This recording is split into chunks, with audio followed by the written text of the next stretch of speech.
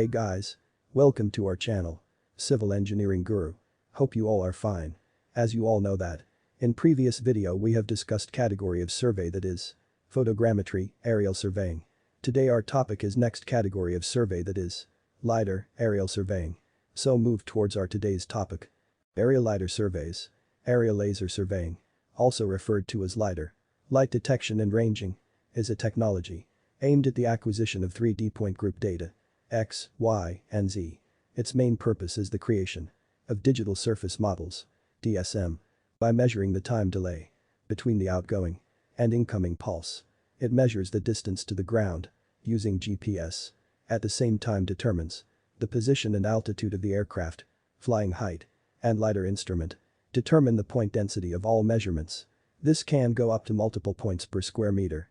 This data is applied to a wide range of fields, including disaster prevention, roads, erosion control, forests, agriculture, urban planning, 3D city models and rivers. On the basis of 3D data, city planners can establish noise control cadastre and develop more efficient means of urban land utilization. How does LiDAR work? LiDAR, which stands for light detection and ranging, is a technology that has been around for many decades, but has only recently been available in a size and power feasible for carrying on large drones.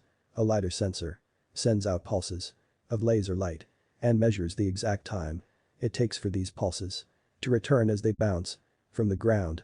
It also measures the intensity of that reflection. LiDAR uses oscillating mirrors to send out laser pulses in many directions so as to generate a sheet of light as the drone moves forward. Through measuring the timing and intensity of the returning pulses, it can provide readings of the terrain and of points on the ground. The sensor itself is only one part of a LiDAR system. Critically important for capturing usable data, you'll also need a high-precision satellite positioning system, GNSS, as well as high-accuracy sensors to determine the orientation of the LiDAR sensor in space. An inertial measurement unit, IMU. All of these high-end subsystems must work in perfect orchestration to enable processing of the raw data into usable information, a process called direct georeferencing. Advantages: LiDAR provides a wealth of information for various applications and offers several advantages over traditional methods.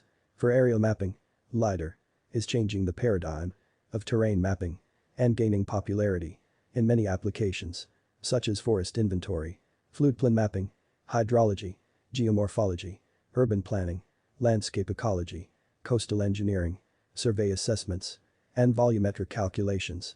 All these applications can take advantage of combining LiDAR and GIS to conduct analysis and manage, visualize, and disseminate LiDAR data.